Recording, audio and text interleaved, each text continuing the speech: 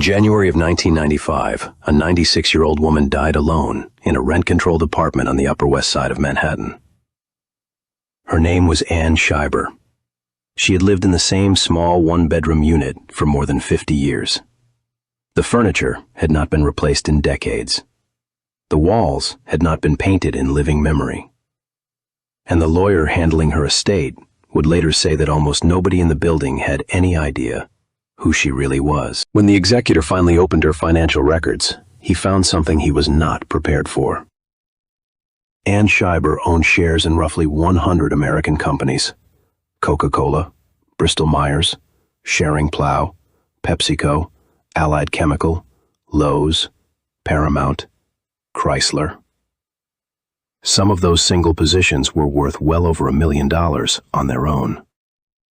The total, across every certificate, every reinvested dividend, every share she had bought and simply never let go of, came to roughly $22 million. Anne Scheiber had never run a company. She had never been promoted into wealth. She had never married into money, inherited a fortune, or sold a business at the right moment. She had worked for the United States government as an auditor at the Internal Revenue Service for 23 years. In all that time, despite an excellent record, she was never once promoted. She retired in 1944 on a pension of barely more than $3,000 a year. And yet, in her quiet, deliberate, almost invisible way, across 50 years of patient ownership, she assembled a fortune large enough to fund the education of hundreds of young women she would never meet, on a clerk's salary, with nobody watching. This is the story of how she did it, and what it can teach the rest of us. Anne Scheiber was born in 1893, one of 9 children in a Jewish immigrant family. The household was not wealthy. Her father died while the children were still young, and money, the having of it, the keeping of it, the worry of running out of it, became a permanent fixture of Anne's early world. She was sharp with numbers from the beginning. She trained as a bookkeeper, and then, against considerable odds for a woman of her generation, she put herself through law school at night. She earned a law degree. In an era when the legal profession was almost entirely closed to women, she earned the credential anyway. She did not consider it remarkable. She simply wanted to understand how money and law actually worked. In 1920, she took a job with the Internal Revenue Service. Her work was auditing, examining the tax returns of wealthy Americans, line by line, to verify what they had earned and what they truly owed. She was, by every account, exceptionally good at it. Meticulous, tireless, almost impossible to fool. Here is the part of the story that matters most. As Anne audited the returns of rich men year after year, she was given a private education that money could not normally buy. She saw, in hard numbers, how wealthy Americans actually built and kept their fortunes. And what she noticed was this: the genuinely durable wealth, the kind that survived crashes, recessions, and bad decades, was not built on salary. It was built on ownership. It was built on owning pieces of strong American companies and holding them for a very long time. Consider what an auditor of that era actually saw. Anne Scheiber did not read a single tax return. She read thousands of them across 2 decades, belonging to some of the wealthiest people in the United States. She saw the doctors and the lawyers, the high earners with large salaries and large houses, and she saw, in the cold honesty of their filings, how thin their actual net worth often was beneath the surface. A big income, she learned, was not the same thing as wealth. A big income could be entirely consumed by a big life, leaving nothing behind. And then she saw the other kind of return, the returns of people whose income was not especially dramatic, but who owned things, shares of companies, that paid them dividends year after year and grew in value while they slept. Those were the returns that described durable, compounding, generational wealth. This was the quiet revelation at the center of Anne Scheiber's life. She did not learn it from a book, or a guru, or a newsletter. She learned it the way an auditor learns everything, by examining the real, unvarnished financial truth of thousands of strangers, line by line, until the pattern was undeniable. The pattern was this: salary funds a lifestyle, ownership funds a fortune. And the people who ended up genuinely, durably rich were almost always the people who had quietly accumulated ownership and then refused to let it go. Anne Scheiber spent 2 decades being paid a modest government wage to study in microscopic detail exactly how the rich got rich.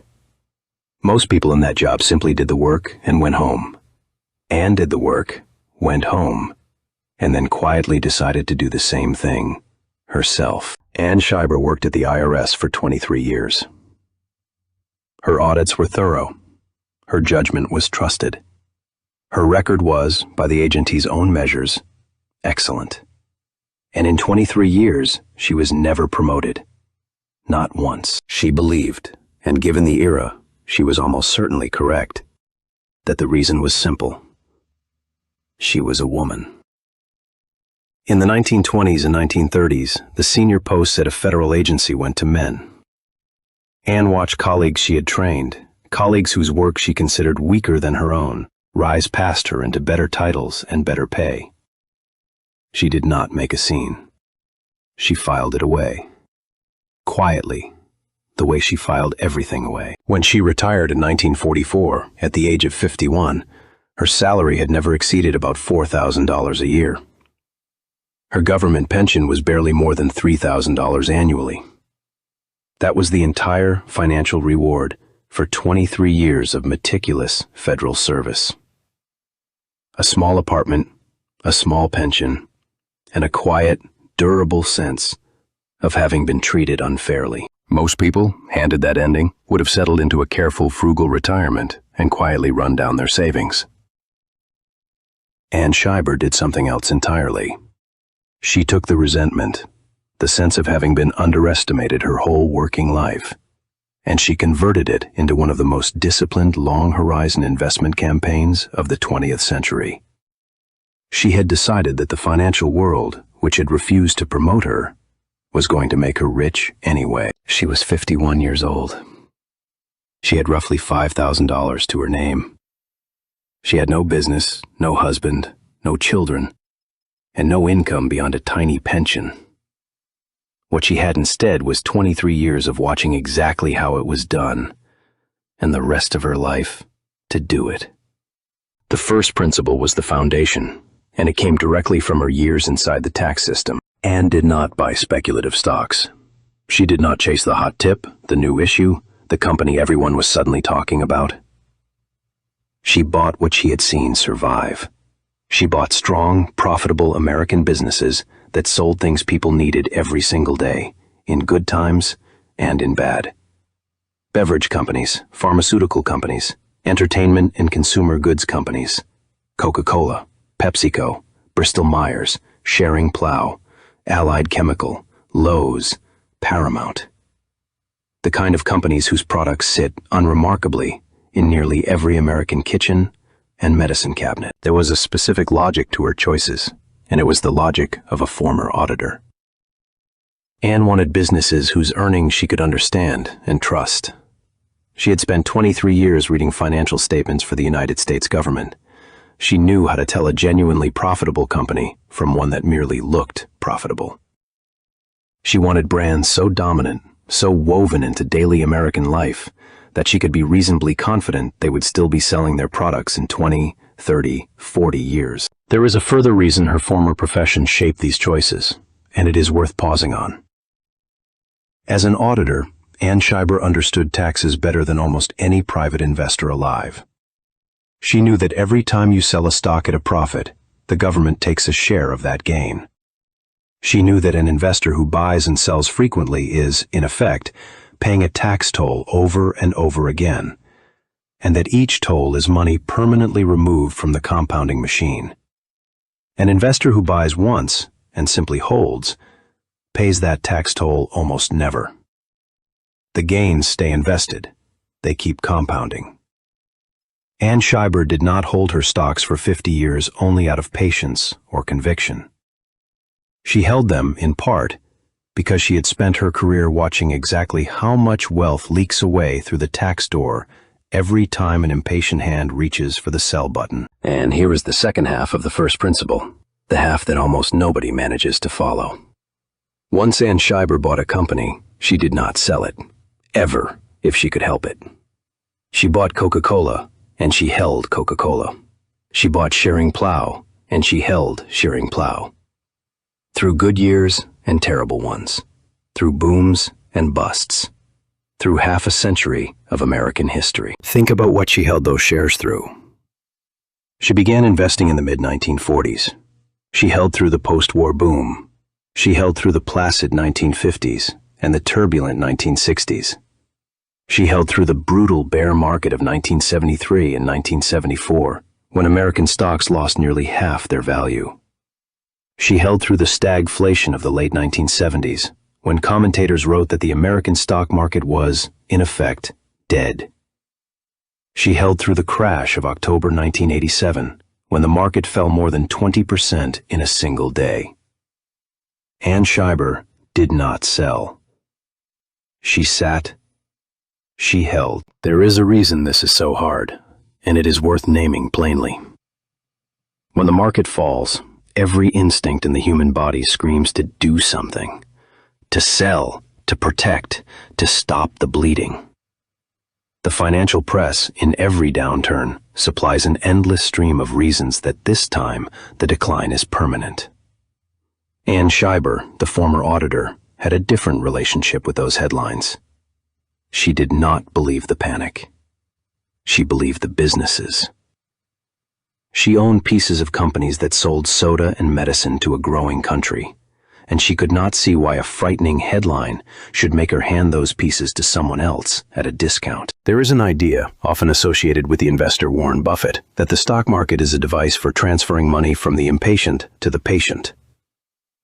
Anne Scheiber had almost certainly never read those words, but for 50 years she stood on the patient side of that transfer, and the impatient, crash after crash, handed their ownership to her. The second principle was the engine, and it was the quiet force that turned a small portfolio into an enormous one. Every company Anne Scheiber owned paid her dividends, regular cash payments, usually quarterly, simply for owning the shares.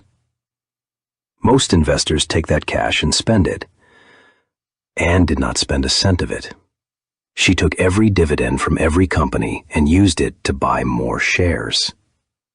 More shares of Coca-Cola, more shares of Shearing Plow, more shares of the same strong businesses she already owned. This sounds modest. It sounds almost too simple to matter. It is, mathematically, the difference between a few $100,000 and $22 million. Here is what reinvesting a dividend actually does. When a company you own pays you cash, and you use that cash to buy more shares of the same company, those new shares then pay you their own dividends the next quarter, which buy still more shares, which pay still more dividends. Your ownership stake does not just grow, it grows on top of its own previous growth. Stretch that over 50 years, across 100 companies, and the curve stops looking like a slope. It starts looking like a wall. Anne Scheiber compounded this way for half a century. She never made a withdrawal. She never spent her gains. She never used a single dollar of dividend income to improve her own daily life. Every dividend from every company for 50 years went straight back into ownership. The portfolio was not a source of spending money. It was a machine. And she fed the machine, faithfully, every quarter, until the year she died. To make this concrete, consider the arithmetic of it. A portfolio of strong American companies, with dividends fully reinvested, compounded over the long run at roughly 12 to 14% a year, which is in the historical range for a concentrated buy and hold position in dominant consumer and pharmaceutical names across that era. At that rate, money roughly doubles every 5 to 6 years. $5,000, doubling roughly every 5 or 6 years for 50 years. One doubling takes you to 10,000, the next to 20, then 40, then 80. The early doublings feel painfully small, a few $1,000s added over years of patience. But the last few doublings, late in life, each add millions. That is the cruel and beautiful shape of compounding. The reward for patience does not arrive evenly. It arrives almost entirely at the end, and only to the people who were still holding when it did. Follow a single one of her companies, just to see the shape of it. Anne Scheiber bought shares of Coca-Cola and held them, by all accounts, for decades. In that time, Coca-Cola did not simply rise in price, it raised its dividend, year after year, for an unbroken run that became one of the longest in American corporate history. So Anne was not standing still. Every year, the company paid her more per share than it had the year before. And every year, she took that growing payment and bought still more shares. Shares which themselves then paid the higher dividend. A rising payout, multiplied by a rising share count, reinvested for decade after decade. That is not addition. That is a quantity feeding on itself. A single strong company, held long enough and reinvested faithfully enough, can carry an investor a remarkable distance entirely on its own. There is one more thing reinvestment quietly accomplished for Anne Scheiber, and it is psychological rather than mathematical. Because she never took the cash out, she never developed the habit of relying on it. The dividend income never became part of her spending. It never became money she would miss. It lived entirely inside the machine, and so the machine was never rated. Many investors fail here, not through a single dramatic mistake, but through a slow leak. A dividend spent here, a gain withdrawn there, a small raid on the portfolio for a comfort or an emergency. Anne Scheiber sealed the leak completely. For 50 years, nothing flowed out. Everything that the portfolio earned, the portfolio kept. Anne Scheiber spent 30 years feeding a machine that gave her almost nothing visible in return. And then, in the last 2 decades of her life, the machine she had been quietly feeding turned into a fortune. The third principle is the one that made the first 2 possible. Anne Scheiber lived dramatically, almost severely below her means. She lived in the same small rent-controlled apartment on the Upper West Side for more than 50 years. The rent stayed low. The furniture stayed the same. She did not redecorate. She did not move to something larger when her wealth would easily have allowed it. She wore the same coats for years. She ate simply and inexpensively. Neighbors who saw her in the hallway took her for exactly what she appeared to be, a quiet, elderly woman of very modest means. Look closely at the largest single expense in most people's lives, and at what Anne Scheiber did with hers. For nearly everyone, housing is the heaviest cost they carry, and worse, it is a cost that tends to climb. People move to larger homes as their income rises. They pay more, and then they furnish the larger space, and then they maintain it. Housing, for most people, is an expense that quietly grows to swallow every raise. Anne Scheiber simply refused to let it. She found a small rent-controlled apartment, and she stayed in it for more than 50 years. Her single largest expense was effectively frozen near the start of her adult life, and never permitted to grow again. Decade after decade, while the world around her traded up, Anne stayed exactly where she was. And every dollar that a larger life would have consumed went instead into the machine. And here again her old profession shaped her eye. An auditor reads spending for a living. Anne Scheiber had spent 23 years looking at how strangers use their money, and she had developed an almost clinical sense of the difference between an expense that genuinely improved a life and an expense that was simply habit or appearance or the slow creep of comfort. She did not deny herself out of misery. She denied herself because, examining her own life with the same cold lens she had once turned on others, she found that she did not actually want most of what money was supposed to buy. A bigger apartment would not have made her happier, so she did not buy one. To Anne Scheiber, that was not sacrifice. It was simply an honest audit. There is a detail here that captures the whole of it. Anne Scheiber lived a substantial part of her life on her tiny government pension alone, the $3,000 a year, while a fortune that would eventually reach 8 figures compounded, untouched, just out of sight. She would not spend the portfolio. To Anne, the portfolio was not money to live on. It was the thing being built. You do not eat the foundation of a house while you are still pouring it. Now, we should be honest about this, the same way we are honest in every story on this channel. Anne Scheiber's life was, by any normal measure, extraordinarily austere.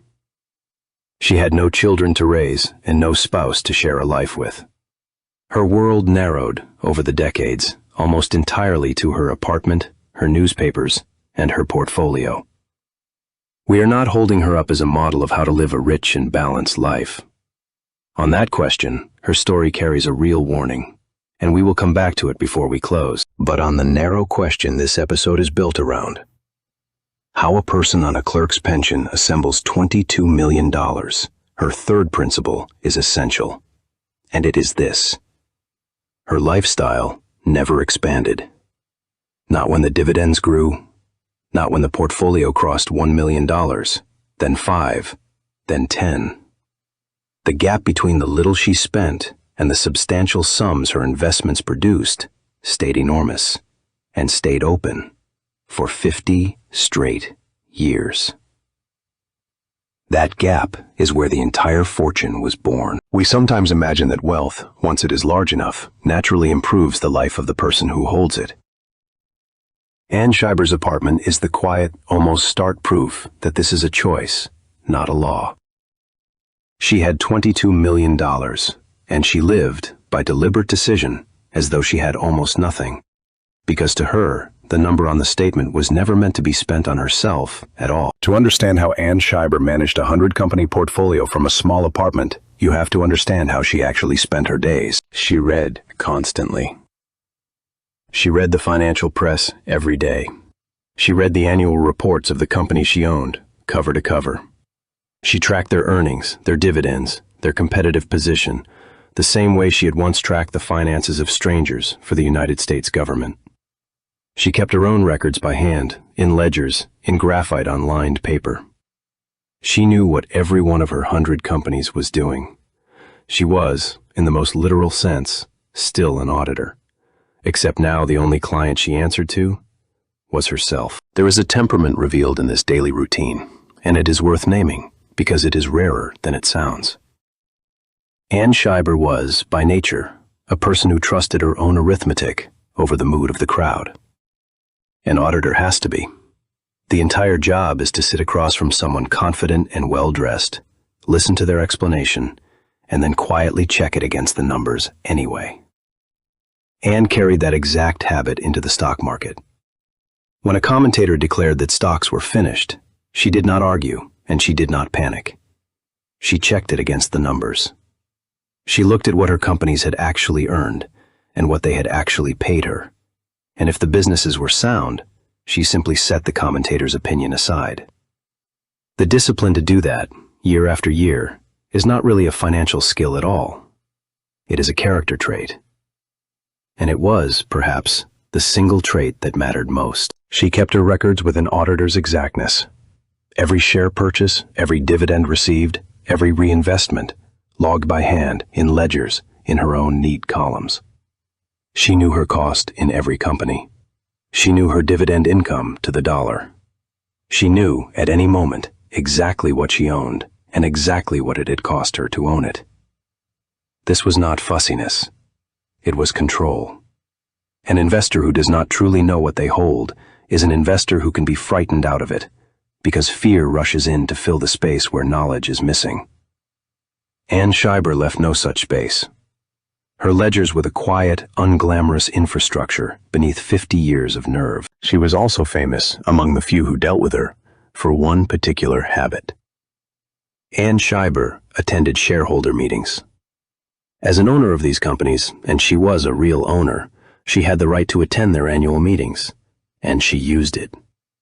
She would arrive, an elderly woman in an unremarkable coat, and she would ask the executives pointed, well-prepared questions about the business. She wanted to look the management of her companies in the eye. She did not see herself as a small investor watching from outside.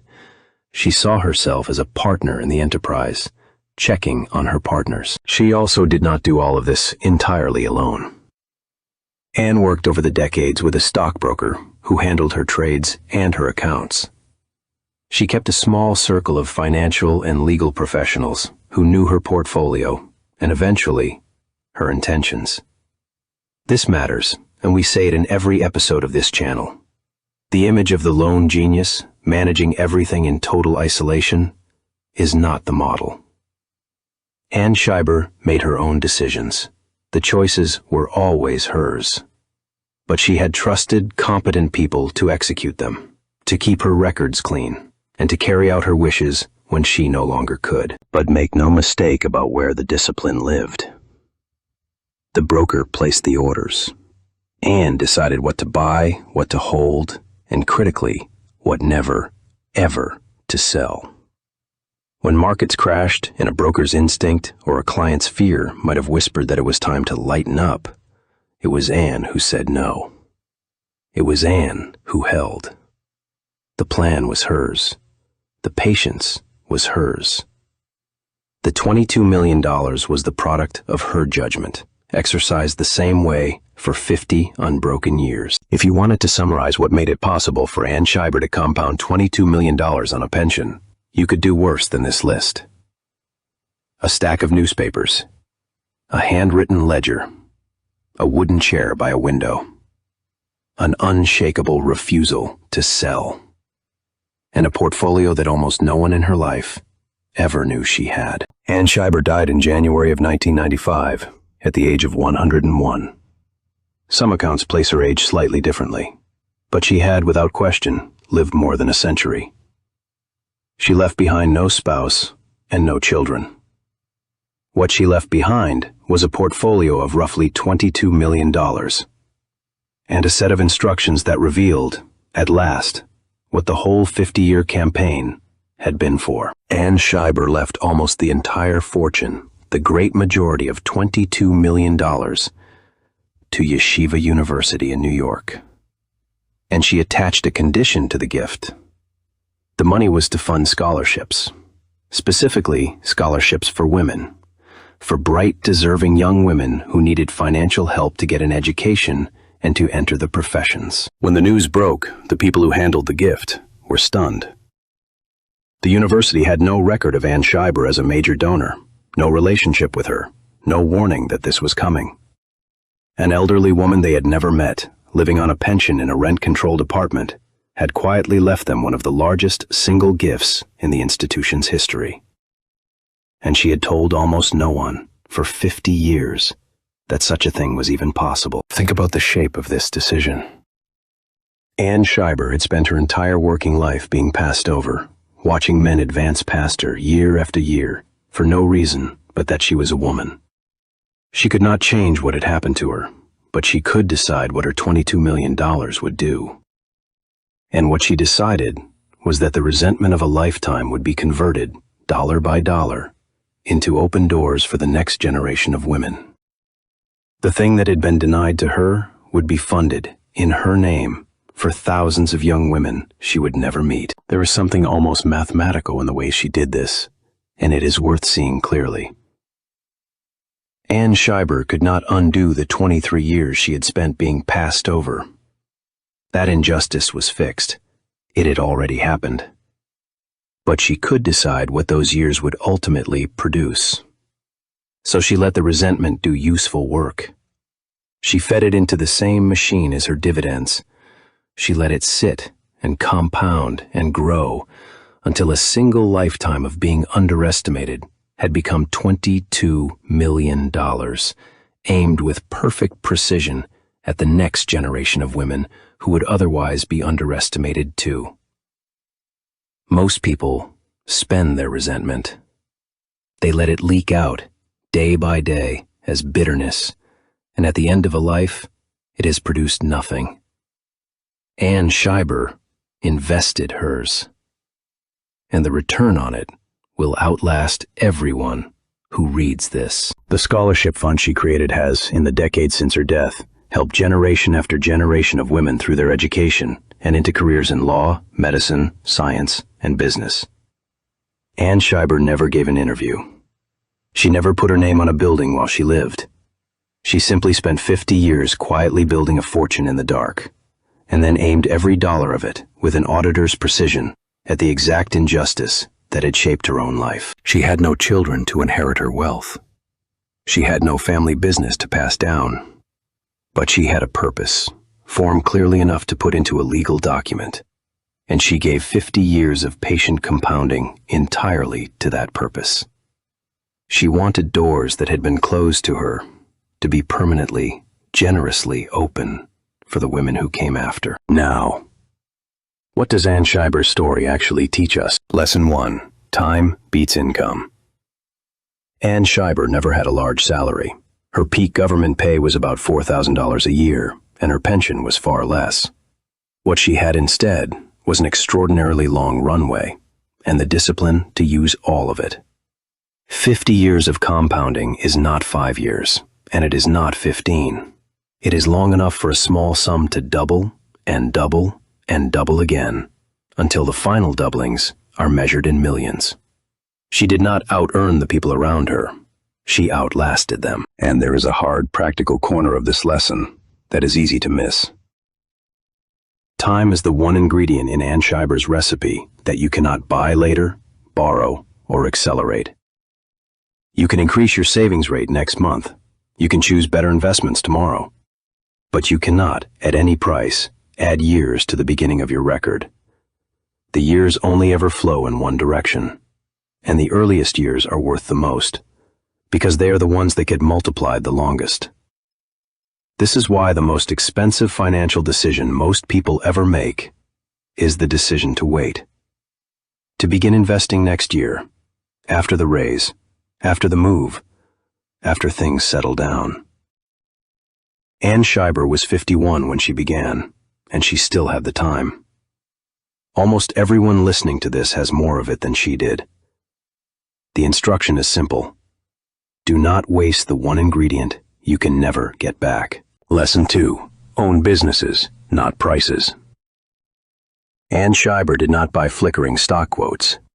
She bought partial ownership of real companies, companies that made soda, medicine, and films, that earned real profits and sent her real cash.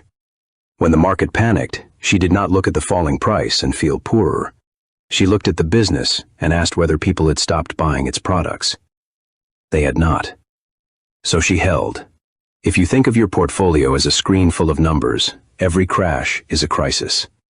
If you think of it as a collection of businesses you are proud to own, most crashes are simply a sale. Lesson 3. Reinvestment is the engine. The dividends Anne received and refused to spend, those steady quarterly cash payments fed straight back into more shares, are responsible for the majority of her ultimate fortune. Most people who own dividend-paying stocks take the cash out and spend it. Anne did not once, for 50 years. That single repeated choice, reinvest, reinvest, reinvest, is the structural difference between an ordinary retirement and $22 million. Picture two investors side by side to see how large this one choice really is. Both buy the same strong companies, both hold for the same 50 years, both refuse to sell. The only difference between them is what they do with the dividends. The first investor takes the cash and spends it, a comfort here, a small luxury there, year after year. At the end, that investor owns exactly the shares they originally bought, and those shares have grown in price. A good outcome. The second investor, the Anne Scheiber, feeds every dividend back in. At the end, that investor owns the original shares, plus all the shares the dividends bought, plus all the shares that those shares dividends bought, compounding inside the position for 5 decades. Same companies, same patience, same discipline against selling, and yet the second portfolio can finish several times larger than the first. Not because of a better stock, only because of a checkbox, set once and never switched off. Lesson 4. Quiet beats loud. Anne Scheiber did not tell her neighbors what she was building. She did not give interviews. She did not seek admiration for her discipline while she practiced it. For 50 years, the people around her had no idea. The discipline required to compound for half a century is, in large part, the discipline of not needing anyone to know. If you require an audience to confirm that you are winning, you will eventually make a loud move to prove it.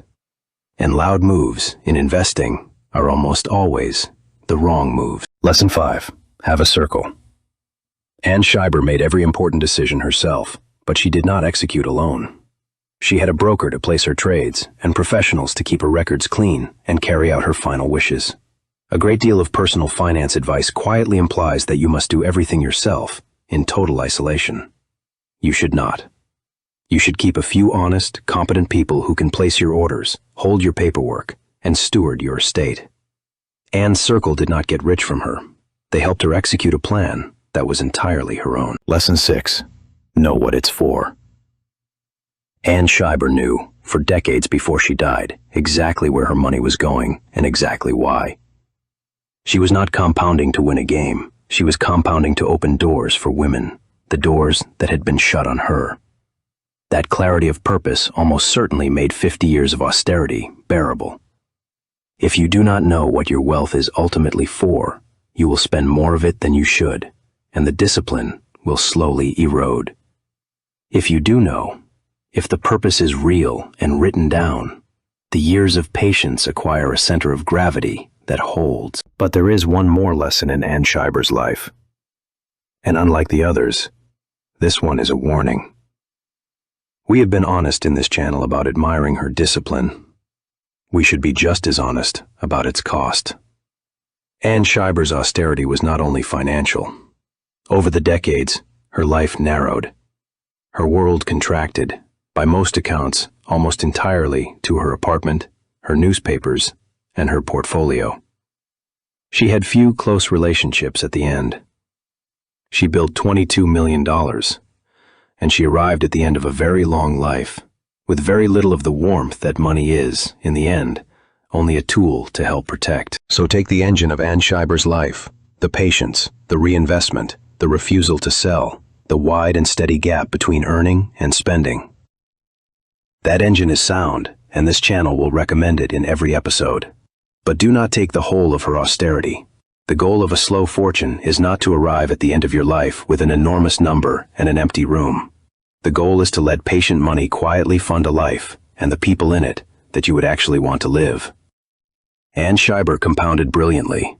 Build your fortune her way, but spend a little more of your one life along the road than she allowed herself to. The country is full of Anne Scheibers. Quiet, careful, underestimated people, holding their compounding tight to their chests, telling no one. Most of them will never be famous. Most of their stories will become visible, if at all, only at the very end, when an executor opens a folder and sits down, astonished, to count. Before we close, a practical bridge from Anne's story to your situation. Because a case study is only useful if it changes something this week. 1. Start now with whatever you have. Anne Scheiber began with roughly $5,000 at the age of 51, not young and not rich. The single most powerful variable in her result was not the size of the starting sum. It was the number of years she then gave it. You cannot get those years back later. Whatever amount you can begin with, the most valuable thing you can do with it is begin. 2. Own broad, simple, durable businesses. Anne assembled, by hand, a portfolio of about 100 dominant American companies. Today you do not have to do that by hand.